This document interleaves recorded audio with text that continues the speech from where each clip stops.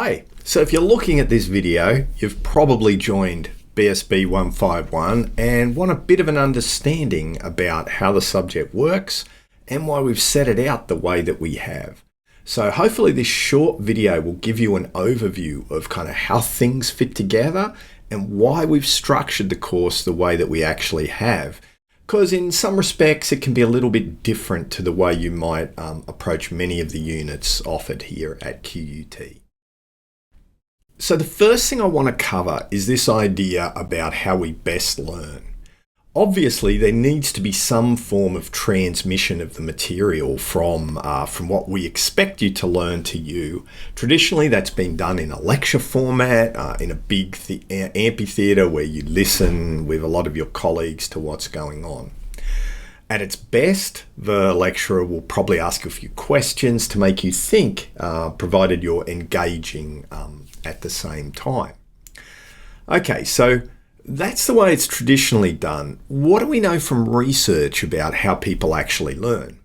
Well, what we know is that there are two best ways to learn something at a deeper level. The first is by practice testing.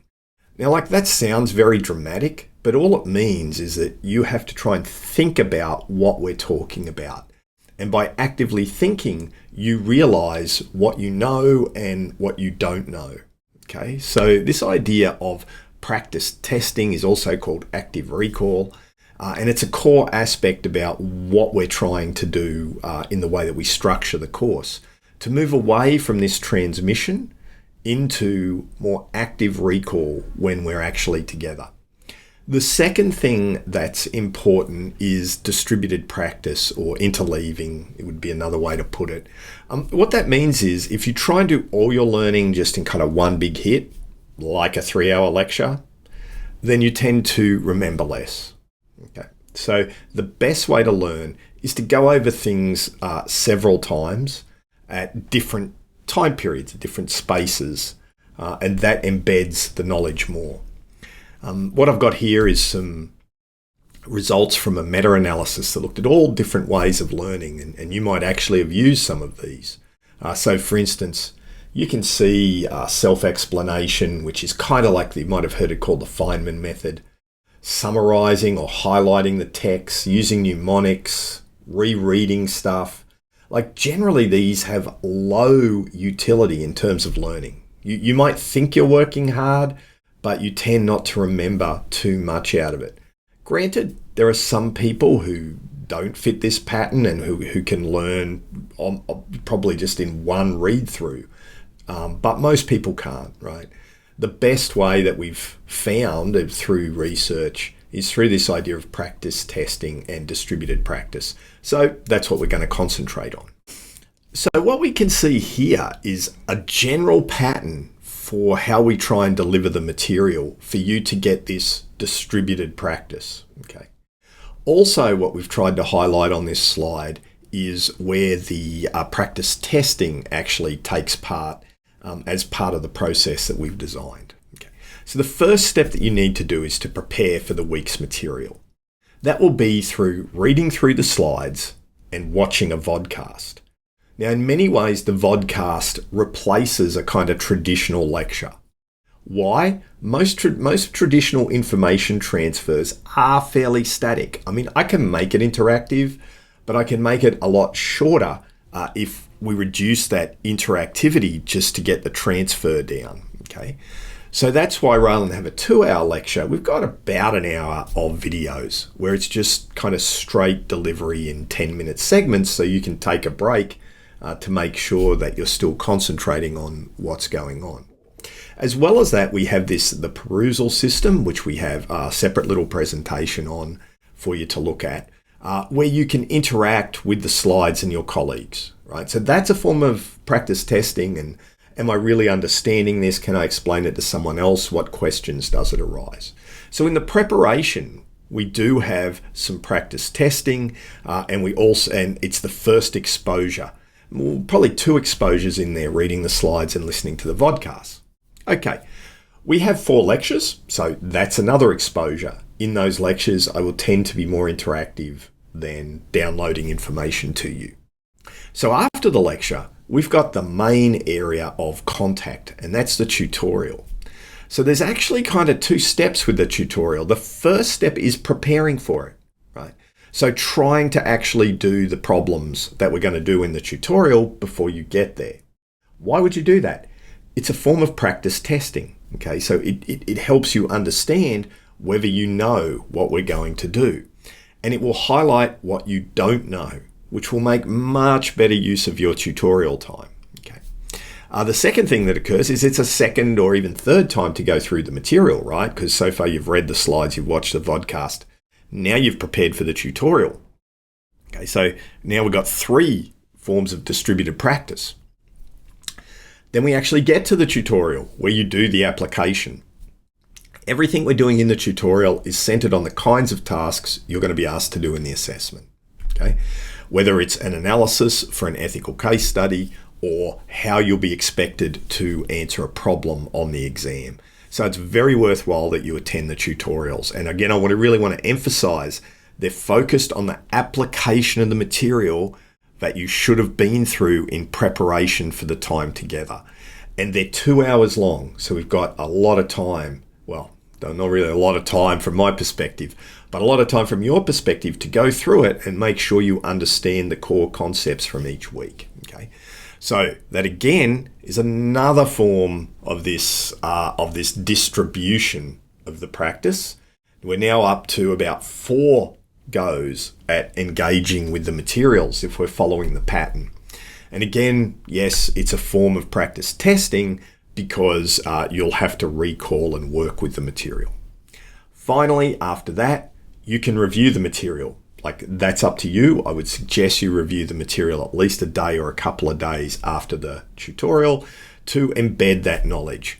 Then we have another exposure, which is either the quiz or the exam or the ECS, preparing the ECS, right? The assessment is this last exposure where you demonstrate to us you've learnt it through those previous 5 or 6 exposures and that you understand it and can apply it.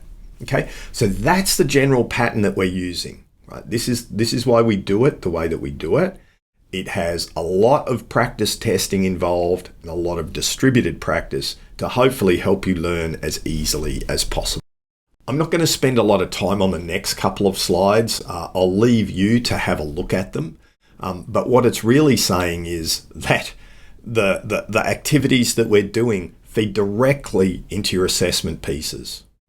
The material we cover in the vodcasts and the lectures will directly contribute to your case study, quiz, and exam. Okay. Also, the readings directly contribute to those things because they're on what we lecture. Also, the tutorials are where we do the same kinds of problems that we're going to do for either your case study or the exam and or in the quizzes. Okay, so it's all aligned, and that's what we're trying to demonstrate with these particular slides. You'll also notice that on the bottom, I've got an idea there about how long these tasks should take you, right? So if you're doing the ECS, how long each week is it going to take you? 6, 8, 9, somewhere between 9 and 12 hours, right? That's what it's going to take if you follow through the pattern. But remember, that's what you signed up for, right? These subjects expect 12 hours worth of work a week.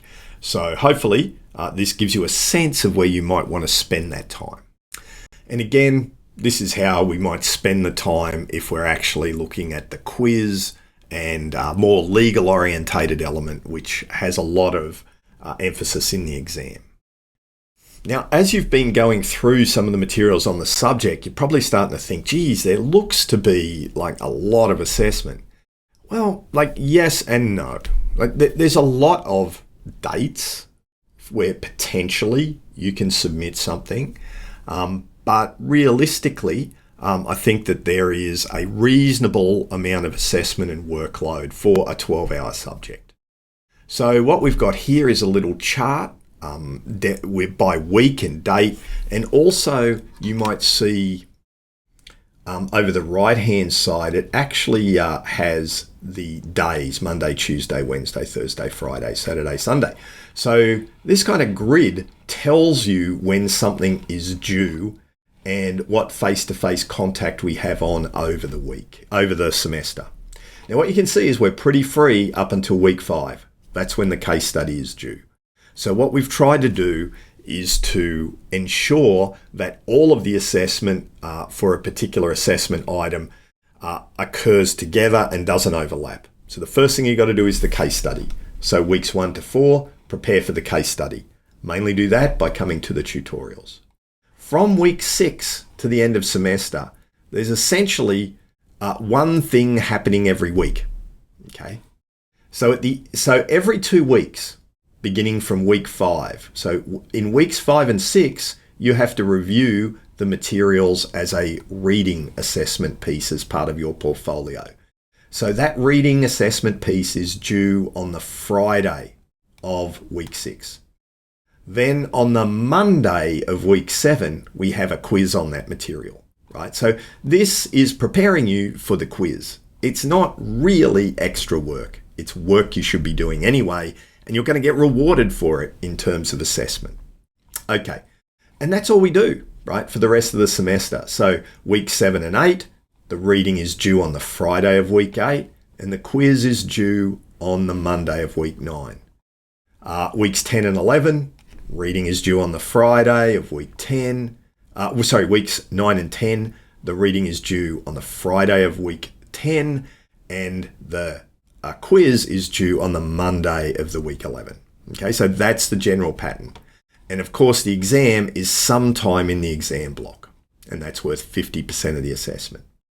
So hopefully that gives you an understanding of how the semester is structured, where the workload is, why we have structured the course the way that we have, and what you can expect by taking part in the subject. Okay, so I know a lot of people work, your time is short. What if I can't do all that?